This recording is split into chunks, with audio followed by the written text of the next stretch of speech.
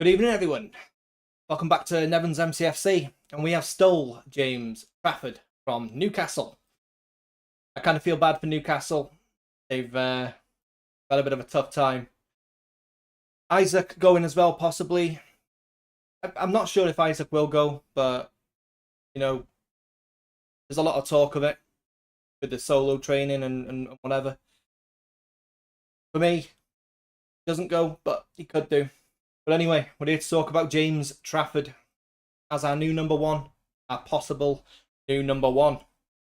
So I want to know what you guys think. Get in the comments, let me know what you think about this. Is he good enough to be number one? For me, it's more of an unknown. You don't know if he's going to be good enough to be number one. You'd expect so. Manchester City paying the money for him. You expect him to be the number one candidate, but that means uprooting Ederson. Good enough to uproot Ederson. Although I think Ederson goes next season anyway. I think Ortega goes this season, although no deal has been done apparently for Ortega either. So yeah, we got a few things on Twitter to show you. It all started with this tweet from City Extra. Man City have agreed a deal to sign James Trafford as their new goalkeeper. Here we go, confirmed by Fabrizio Romano. A deal is in place with Burnley under the value of Man City's 40 million buyback clause. So, done. What are your thoughts on it? My thoughts are, I really like him, and he's got ambition, and that's what you want really from any player that's coming in. You want ambition, and obviously he knew he had to go to get that experience, so he knew he wasn't ready years ago when he was there. But now he's coming back. He's like, yeah, I want to be number one, and he will push to be number one. You can see that he's determined to be number one. I think he will be a really good keeper for us. Whether he's better than Ederson remains to be seen. Obviously, his long passing will not be as good as Ederson's. He's a good keeper, nonetheless, and I think we've got England's future number one goalkeeper here. I think he will be number one. Maybe not straight away. Maybe not for the World Cup. You don't know. Depends how he does at City, but anything's possible. Like I was saying with Isaac earlier, that can happen. Then anything is possible with football. So let me know what you think about that. Are you happy with James Trafford competing with Ederson for that number one spot? Next, James Trafford on leaving Man City in 2023.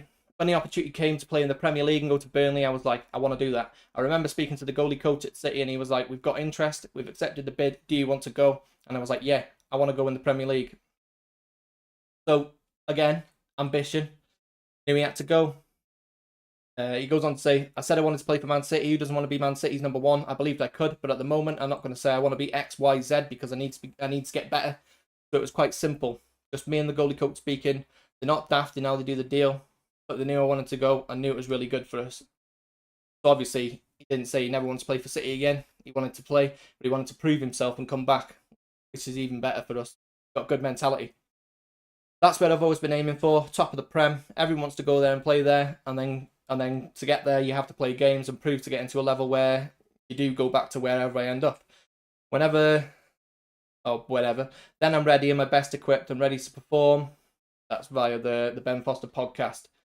So, again, ambition. He's a very ambitious guy, James Trafford.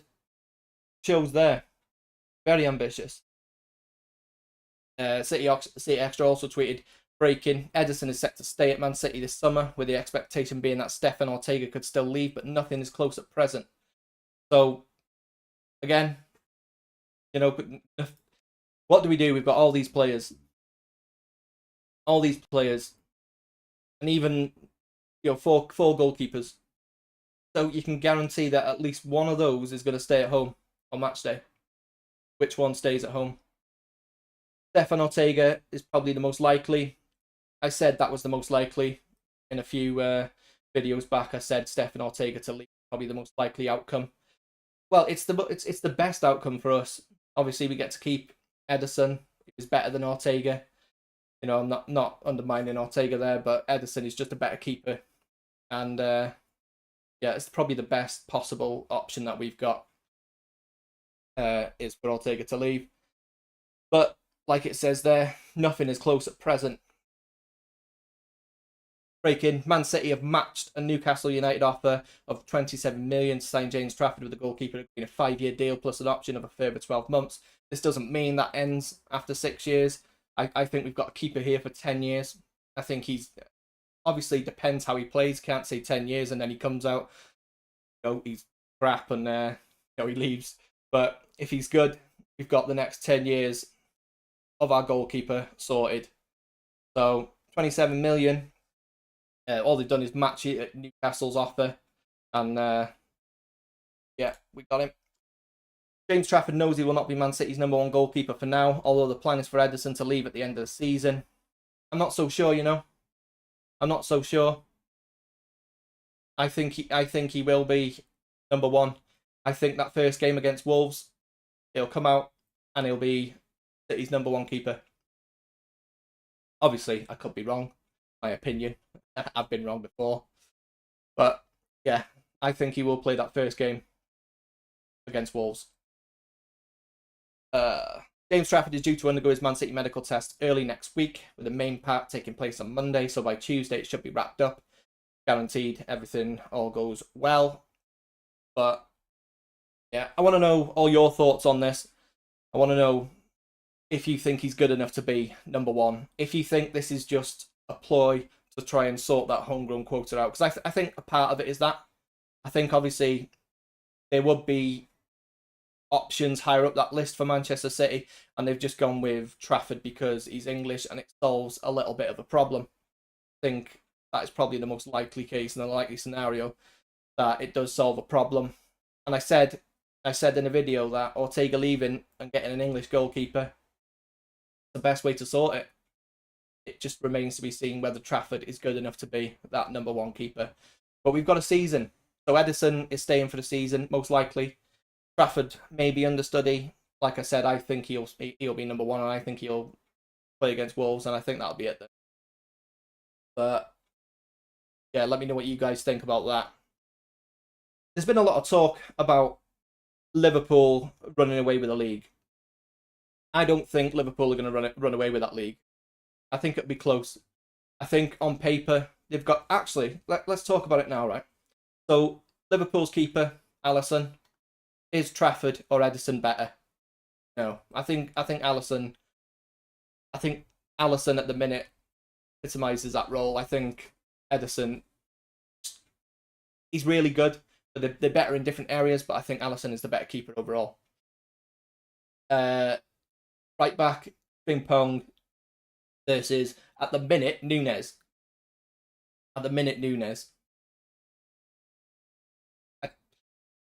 Frimpong has played that role more. Nunes, he shows flashes of brilliance. He also shows flashes of bozo. So, we got that. I'm gonna have to say Frimpong there. We could have took Frimpong back, but we didn't. Ruben Diaz or Konate. I'm gonna say Ruben Diaz there. Could also throw Husanov in there. Husanov and Ruben Diaz. I think they're both better than Konate. I don't rate Konate. I really don't rate Konate. I never have. Van Dijk or Vardiol. Vardiol, he's a very good, promising player, but Van Dijk is above, isn't he? I think Van Dijk's the best centre back. But you don't get that title from not doing anything. Van Dijk is established. Van Dijk is very good. Now there is a drop-off point. When that happens, I don't know. That ACL would have took a season or two off him. Obviously, he's lost a bit of pace already. You can see that. But Van Dijk is clear of Vardiol, to be honest. If you swap Vardiol over to the other side, if you're talking Vardiol over Konate, then Vardiol beats Konate every time. But yeah, left back, Kirkez or Aït-Nouri. I think Aït-Nouri's a better player. I think he's better. I think he's a technically gifted player. A more technically gifted player, Aït-Nouri, than Kirkez. Kirkez is spam crosses. Maybe that's what Liverpool need, to be honest. Spamming crosses with Isaac there. If they do get Isaac, that's what they're going to need anyway, isn't it? But I think Aït-Nouri overall is just a better player. Midfield. What we're talking about midfield. We start with Rodri. And then who do we compare him with? Mac 10. Rodri's clear. Compare him with Gravenberch. Rodri's clear. Compare him with Szoboszlai. Rodri's clear. So Rodri, one-man army Rodri. I'm happy we got Rodri. Yeah. Rodri wins that every day. So then we move to Reinders. Is Reinders better than Mac 10? I don't really rate Mac 10, but I think Reinders is probably just as good as Mac 10. Better than Gravenberch, he's better than Szoboszlai. So it just depends on the lineup, really. I think Reinders is a very good player. And it all depends if Pep's going to play Gundogan again. Gundogan will probably go on and just do his managerial stuff this year. Courses, learning, whatever. I don't think he can play much, but still. The option's there. If the option's there, Pep likes to use that option, doesn't he? Well, that with Bernardo Silva on the right wing. Yeah. So, another midfielder, shall we? Turkey. Turkey versus Florian Wirtz. Now, don't laugh. I genuinely think Turkey is a better player than Florian Wirtz. They're better in different areas, but Turkey is such a gifted player. Wirtz is a gifted player as well, but Turkey is, I think he's a cut above. I think we had the steal of the century there. Honestly, that is such a deal. That's such a deal for such a good player. Ryan Cherky, amazing player. And for me, better than Florian Wirtz. It's all subjective. You can have your opinion. I've got my opinion. But that's just my opinion. Let's go with the right wing. This is where Liverpool will do us here. Because Mohamed Salah, let's not forget how good Mohamed Salah is. And like Van Dijk, there is going to be a drop-off period. Maybe it's this season, maybe it's next season. But there will be a drop-off period. I think they win that position hands down. Striker, Erling Haaland, no question. Even if they get Isaac, they got DK. Haaland, for me, best striker in the world. Haaland's forms have been a bit off recently, but there's no doubt he'll come back. There was a lot of people kicking off with the video I did when I said he's dropped off. Evident, really, isn't it? Haaland dropped off. Just dropped off. Left wing, Doku, Marmoush, Savio could play there. I haven't even included players like Phil Foden in all this, so we've got depth. If there's anything we've got over Liverpool, it's depth. We've got experienced players. Obviously, there's some that are going to be sitting at home, out on games, but maybe they've been told that. Maybe they've been told, listen, get a move away. World Cup's next season. You won't be playing much here, but if you stay, you're going to be a fringe player. I think that's what's probably happened, isn't it? So left wing, I'll stick Marmoush there. Clear of Doku, in my opinion. Doku will be great one day. I've said before that he's a perfect Crystal Palace player. He reminds me so much of like a Zaha. But for now, while he's a City player, I think he will improve. He did get better last season from the season before. Finishing was a little bit better. His decision making was a little bit better, and his passing was a little bit better. I'm going to put Marmoush there in competition with, well, maybe Rodrigo. Do Liverpool get Rodrigo? I don't think they get Rodrigo, do they? I mean, if they get Rodrigo and they get Isaac, their spending's going to be 500 mil. I just don't think it's plausible. I don't think it will happen. But I've been wrong before. I'll be wrong again. I'll put Marmoush. You know what? I'll put Marmoush against Rodrigo. As in, worst case scenario for us, best case scenario for them. I'll put Marmoush against Rodrigo, and I still say Marmoush is a better player than Rodrigo. But looking at that, we've got players in positions that are better than players in their positions. In my opinion, again, obviously, subjective. But, let's put the manager versus manager. Slot comes in first season, wins the Premier League. Because he's good? Nope. Because we were shit. Because Arsenal was shit. Because Chelsea was shit. Forest was shit. That's why. That's why Liverpool won the league. I'll give them their props. Honestly, I'll give them their props. Well done, you won the league. But everyone else wasn't up to it. Nobody can tell me that Liverpool won that competing against the best teams in that Premier League. They didn't. Just my opinion. I like to use that a lot, don't I? Opinion. It basically saves me. I sit on the fence a little bit. Yeah. So, what are your thoughts? Have we got a better squad than Liverpool's? Like I said, I think I do.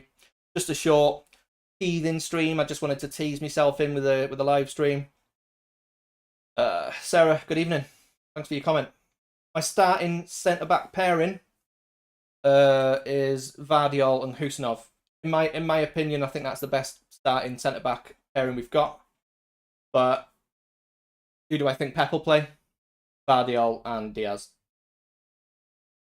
I think he just likes to reward the players that he's already got there, that have already been there, that have already done it. Husanov will get game time, of course. Bitter Heiss apparently staying now, but I wouldn't put it past go out on loan. He'll be back one day. He'll definitely be back one day, but yeah, my centre-back pairing is Vardiol and Husanov if I had the choice. I wouldn't play Aït-Nouri and Nunez together either. I wouldn't play Rico Lewis at right back either. I'd play Nico Gonzalez at right back. I think we've got Nico Gonzalez sitting there waiting for game time. But yeah, it will hurt us. Diaz and Vardiol, it will hurt us, yeah. Obviously, we've seen the lack of pace in Diaz. It's never really been a problem before when we've had Kyle Walker there. But without Kyle Walker, we do need some sort of pace there. Nunez clocked like the second or the first fastest player in the league last season. I think if we sign a right back, it'll be a Dumfries, but I don't think Manchester City want to dig themselves a deeper hole. I don't think they want to dig themselves a deeper hole as far as the homegrown quarter. I think they wanted Livramento. I still think they want Livramento, apparently not going in for him.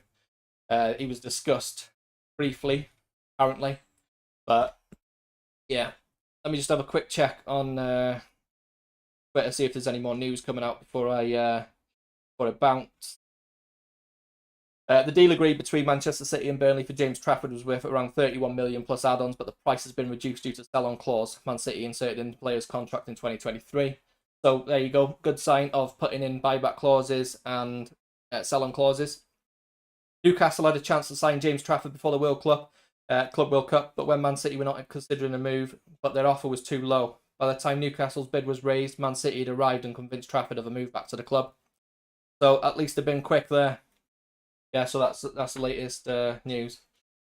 Yeah, Sarah, thanks for your comments. I do think we'll sign a right back if they can get a decent English option. I don't want Jed Spence, not for me. Pedro Porro, I'd take Pedro Porro, but again, problems arise. Homegrown quota. Probably a decent option for us, to be honest, but not as good as a Dumfries for 20 mil. I think 20 mil for Dumfries, it's worth a pop. But obviously, what happens with Nunez then? I think Nunez this season, I think Pep's probably going to tell him, listen, that role is yours. Do well. That role is yours. And I think he does deserve a chance. After last season, I think he does deserve a chance. But will it hurt us? Most probably. Because mentality-wise, I think if he messes up, then, you know, I think that's him out of the games for three or four games again. It'll probably hurt him. His mentality. We'll overpay for anyone in the league. Yeah, we will. Yeah, we will. But at this point, do you want to compete with Liverpool or not? Have Manchester City got ambition? If yes, pay the money. You see, buying Livramento solves two problems. Stops Isaac going to Liverpool. It also gives us a genuinely good right back and fills the homegrown quota. So there's numerous reasons to sign Livramento. Give Newcastle some cash. Stop them selling Isaac. It's a win-win in my eyes. Unless City know something we don't, and that Isaac is not going to Liverpool.